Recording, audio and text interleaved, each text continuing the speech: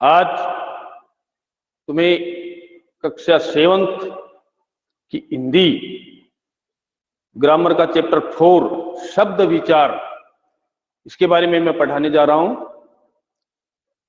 उम्मीद करता हूं आप ध्यान से पढ़ेंगे और सुनेंगे। ध्यान से समझिए, अपनी बुक को निकालिए, अच्छे से बैठिए और प्रॉपर रूप से समझने की कोशिश कीजिए। तो आज का तो चैप्टर है शब्द विचार। प्यारे बच्चों, हमने इससे पहले लेसन पढ़ा था वर्ण विचार। जैसा कि हम जानते हैं, वर्ण वह छोटी से छोटी ध्वनि होती है, भाषा की वह छोटी से छोटी ध्वनि होती है जिसके और टुकड़े नहीं किए जा सकते। प्यारे बच्चों, वर्ण भाषा की सबसे छोटी ध्वनि होती है, लेकिन वर्णों के मेल से ही शब्दों की रचना होती है। हिंदी ग्रामर में शब्द वर्णों से शब्द बनते हैं, शब्दों से वाक्य यानी सेंटेंस बनते हैं और उसी से किसी लैंग्वेज का निर्माण होता है। तो प्यारे बच्चों, आज का जो हमारा टॉपिक है शब्द विचार, ये बहुत ही महत्वपूर्ण चैप्टर है, इसको ध्यान से सुनेंगे। जैसा कि हमने पहले पढ़ लिया है कि वर्ण भाषा की सबसे छोटी इकाई है और वर्णों के मेल से शब्द बनते हैं। यानी वर्ण भाषा की सबसे छोटी इकाई है और वर्णों के मेल से ही शब्द बनते हैं। तो इसकी डेफिनेशन क्या हुई देखो, एक या एक से अधिक वर्णों के मेल से बनी सार्थक ध्वनि को शब्द कहते हैं।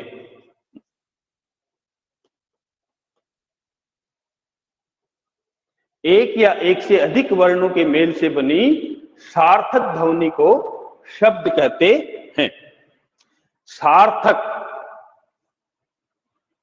जैसा कि आपने पिछली कक्षाओं में भी पढ़ा है, सार्थक और निरर्थक। प्यारे बच्चों, सार्थक वो ध्वनियां होती हैं या वो शब्द होते हैं जिसके कोई अर्थ हो, जिसका कोई अर्थ हो, सार्थक। जैसे मैं कुछ शब्दों के नाम बोलूंगा तो आप उनसे समझ जाओगे। जैसे पुस्तक,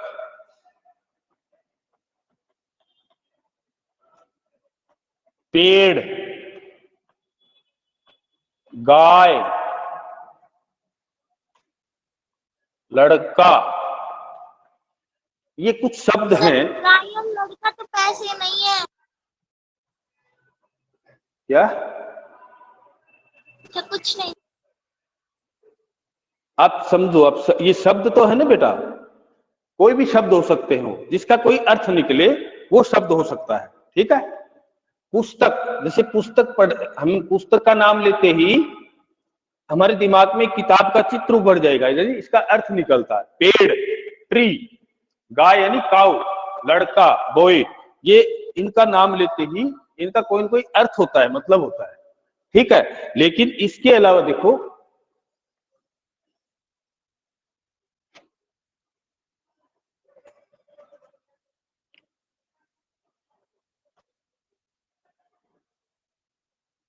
कंदुम्ब, निपाजा, लेजबी, ये कुछ ध्वनियां हैं। ये शब्दों का तो मेल है, लेकिन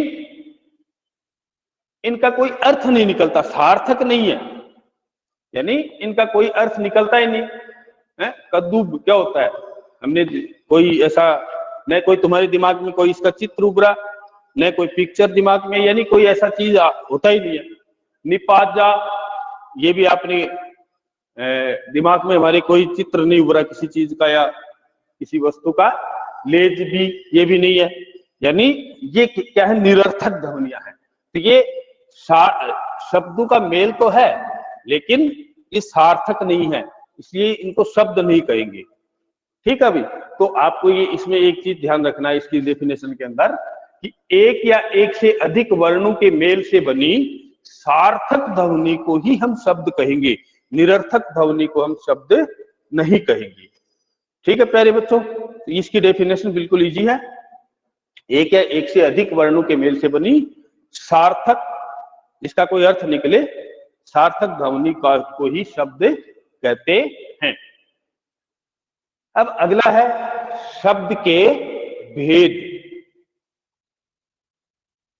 यानी वर्ड, शब्द के भेद।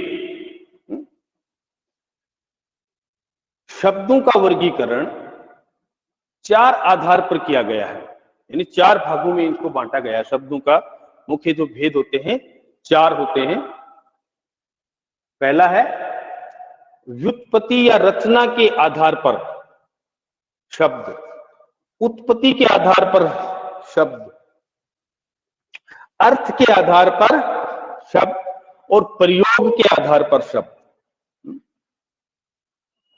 तो शब्दों के मुख्य 4 भेद होते हैं।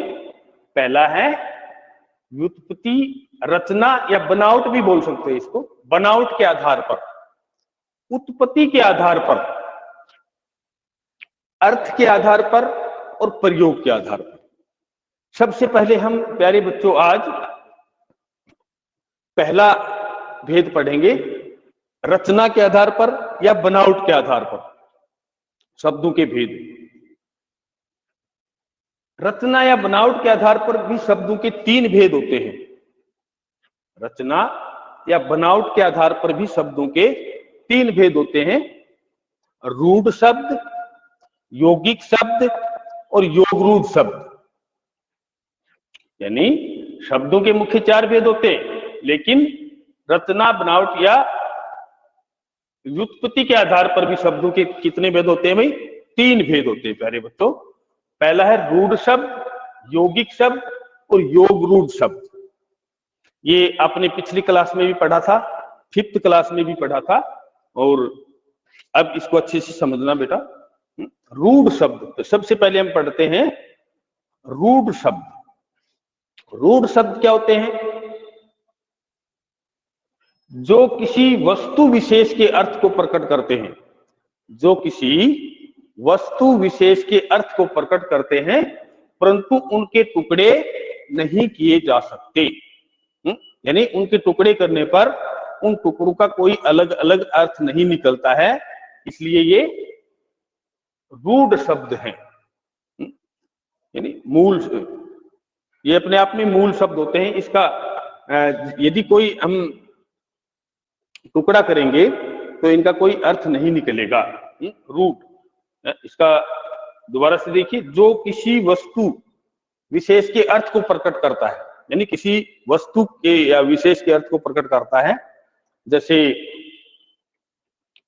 यानी पशु, पशु एक जानवर का नाम है, पुस्तक एक वस्तु का नाम है, यानी किसी वस्तु विशेष, उनमें कोई प्राणी भी हो सकता है, तो जिनके टुकड़े करने पर कोई अलग अलग अर्थ नहीं निकलता, उसे कहते हैं रूढ़ शब्द। जैसे एक शब्द है, जैसे पहला है पशु, इसको हम देखते हैं, जैसे पै प्लस सु, इसको यदि हमने टुकड़ा किया तो इनका कोई अलग अर्थ नहीं निकलता, न तो पै का निकलता और न ही से का निकलता। ठीक है, इसलिए ये दोनों यदि आपस में मिलेंगे तभी इसका अर्थ निकलता है। पशु किसी जानवर का नाम, एनिमल, तो ये होता है रूढ़ शब्द। तो रूढ़ शब्द की डेफिनेशन क्या हुई? जो शब्द किसी वस्तु विशेष के अर्थ को प्रकट करता है, परंतु उनके टुकड़े करने पर उन टुकड़ों का कोई भी अर्थ नहीं निकलता, वो होते हैं रूढ़ शब्द। अगला है यौगिक, यौगिक शब्द। जैसा कि ये इसके नाम से ही पता चल रहा है, योग, योग का मतलब क्या होता है? जोड़, प्लस करना। यौगिक यानी जुड़े हुए, क्या? जो दो शब्द या शब्दांशों से मिलकर, यानी ये 2 शब्दों से मिलकर बने होंगे। रूढ़ यौगिक शब्द दो शब्दों से मिलकर बने होते हैं, उन्हें ही यौगिक शब्द कहते हैं। जैसे फॉर एग्जाम्पल रसोई घर, एक शब्द है रसोई घर। यदि हम इसको टुकड़े करेंगे दो, तो रसोई प्लस घर। अब रसोई जहां भोजन बनाया जाता है, घर भोजन बनाने का घर यानी रसोई घर, यानी इनके दोनों का अलग अलग अर्थ निकलता है, तो इसलिए ये यौगिक शब्द हुए। जैसे पुस्तकालय, पुस्तक प्लस आलय,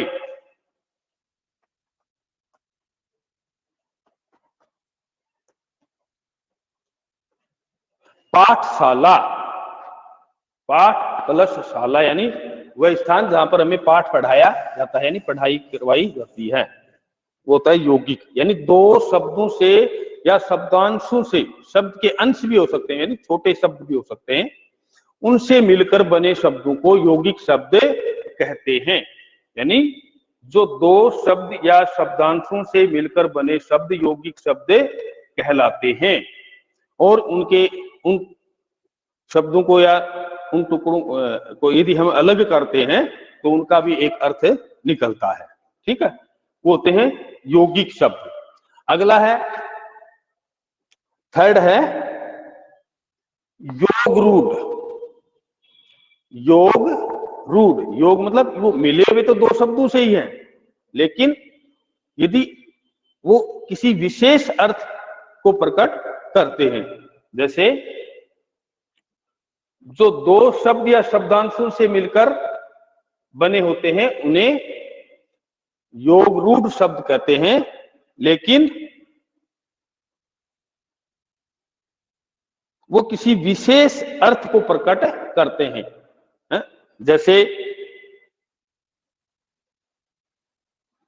नीलकंठ, जैसे यहां समझा देता हूं, नील कंठ एक शब्द है, नील प्लस कंठ, इन दो शब्दों से मिलकर बना है। लेकिन नीलकंठ का मतलब क्या होता है भाई? नीलकंठ किसके लिए आया है? महादेव, महादेव के लिए, शिव के लिए, तो एक विशेष अर्थ हो गया। जैसे लंबोदर यानी लंबोदर, लंबा प्लस उदर, लंबोदर, जिसका उदर मतलब पेट, जिसका लंबा बड़ा सारा पेट हो, तो देख ये लंबोदर किसके लिए आया भाई? किसके अर्थ को प्रकट करता है? गणेश जी के अर्थ को प्रकट करता है। ठीक है, इसी प्रकार दशानन,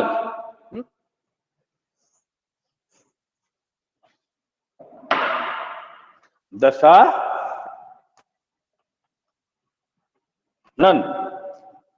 10 प्लस आनंद, 10 यानी 10 और आनंद मतलब सिर, हेड, दशानन। दशानन कौन होता है? किसके लिए आया है? रावण के लिए, यानी विशेष अर्थ को प्रकट करता है, इसलिए ये योग रूढ़ शब्द हुआ। तो जो शब्द का पहला भेद हमने पढ़ा, रचना या बनावट के आधार पर शब्दों का भेद, इसके 3 भेद होते हैं, एक बार हम रिपीट कर लेते हैं। पहला है रूढ़ शब्द, दूसरा है यौगिक शब्द, और तीसरा है योग रूढ़ शब्द। प्यारे बच्चों, मैं उम्मीद करता हूं आपको ये समझ में आया होगा और अच्छे से आपको याद रखना है। ठीक है, अगला आज हम 2 भेद को समझने की कोशिश करेंगे। अगला है उत्पत्ति के आधार पर शब्द भेद।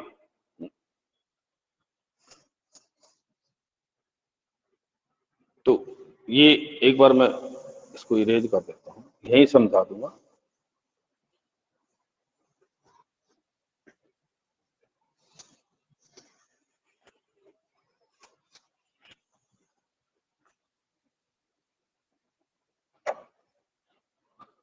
दूसरा है उत्पत्ति के आधार पर, केवल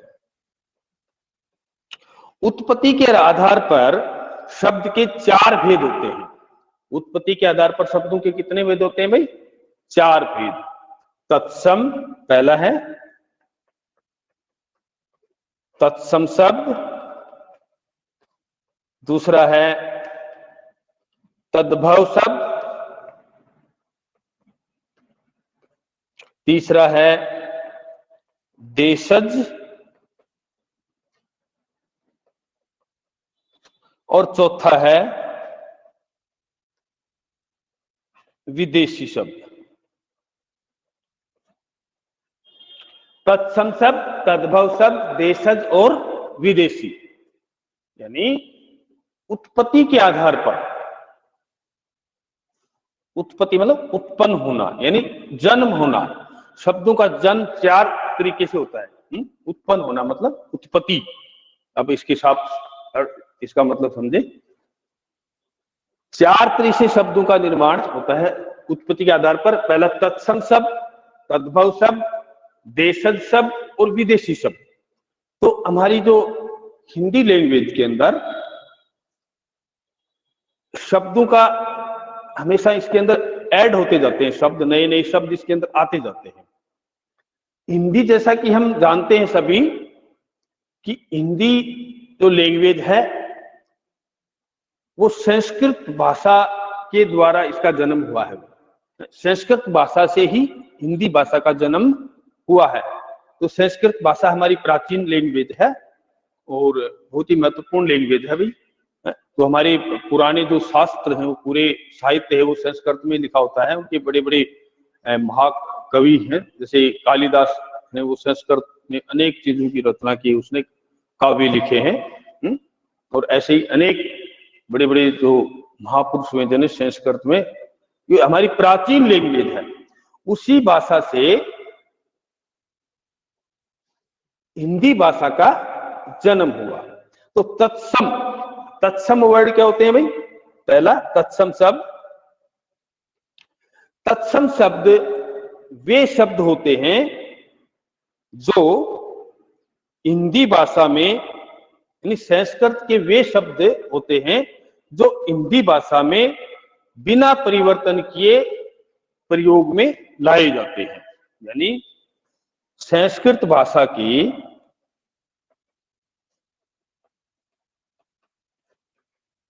वे शब्द जो बिना किसी परिवर्तन के हिंदी भाषा में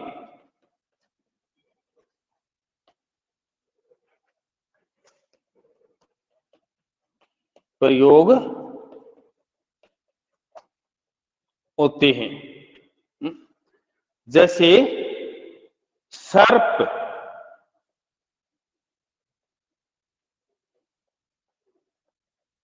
सूर्य, चंद्र, हस्त,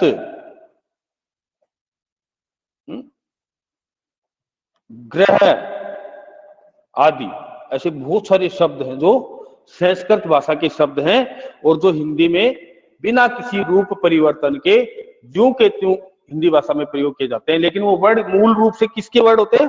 संस्कृत लैंग्वेज के। अगला इसका ये आ गए समझ में? अगला देखो, तद्भव शब्द। तद्भव, अरे आवाज नहीं दिया। तद्भव शब्द, तद्भव।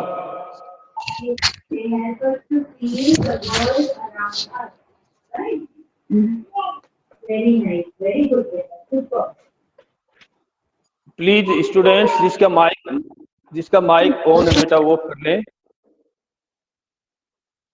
दीप्ति, परी। तद्भव शब्द, तद्भव शब्द में, तद्भव शब्द वो शब्द कहलाते हैं जो शब्द संस्कृत के वर्ड तो होते हैं, लेकिन उनको परिवर्तन करके हम हिंदी में उसका प्रयोग करते हैं। यानी संस्कृत के जो शब्द हिंदी भाषा में परिवर्तन कर प्रयुक्त होते हैं। संस्कृत भाषा की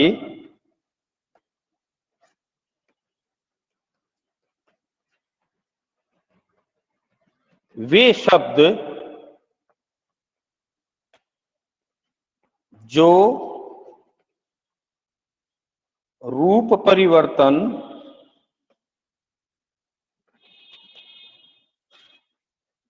करके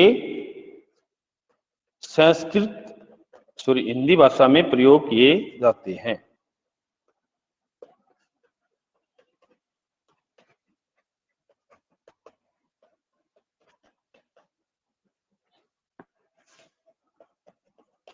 होते हैं। जैसे एक शब्द पहले हमने पढ़ा था सर्प, इसको रूप परिवर्तन हो जाएगा सांप। तो सर्प हो गया तत्सम और सांप हो गया तद्भव। इसी प्रकार सूर्य, इसका हो जाएगा सूरज। ग्रह, इसका हो जाएगा घर। इसी प्रकार हस्त, इसका हो जाएगा हाथ। यानी सर्प क्या है? तत्सम शब्द, और सांप क्या हो जाएगा इसका? तद्भव। सूर्य तत्सम शब्द होता है और सूरज तद्भव। ग्रह तत्सम शब्द और घर तद्भव। हस्त तत्सम शब्द और हाथ तद्भव शब्द हो जाएगा। तो ये था तद्भव शब्द। तो अगला है देशज। अगला शब्द है देशज।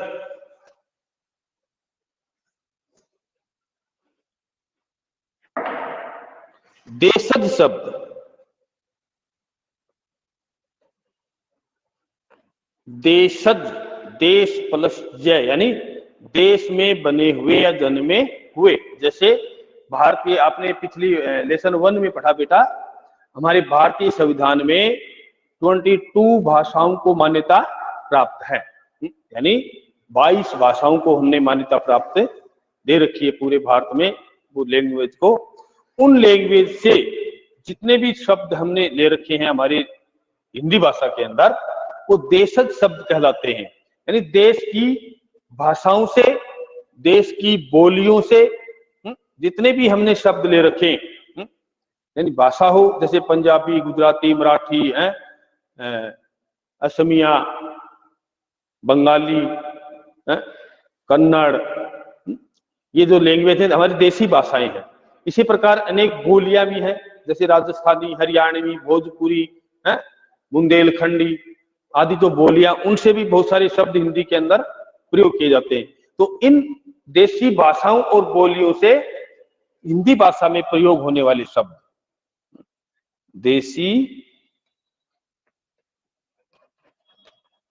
भाषाओं और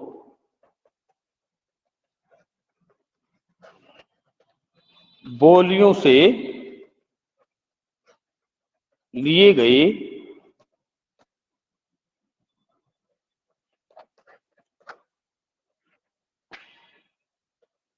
हिंदी भाषा में बोलियों से लिए गए शब्द देशज शब्द कहलाते हैं।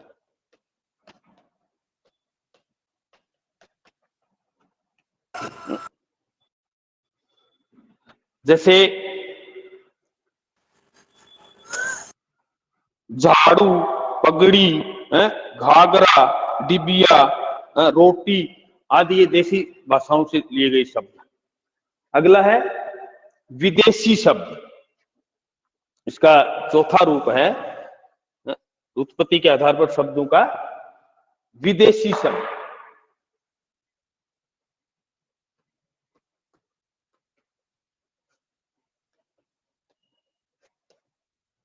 प्यारे बच्चों, जिस तरीके से हमारे देश में हिंदी हमारी राष्ट्रभाषा है, राजभाषा है। इसके अलावा अन्य जो भाषाएं हैं जो हमारे संविधान ने मान्यता प्राप्त हैं, उसके अलावा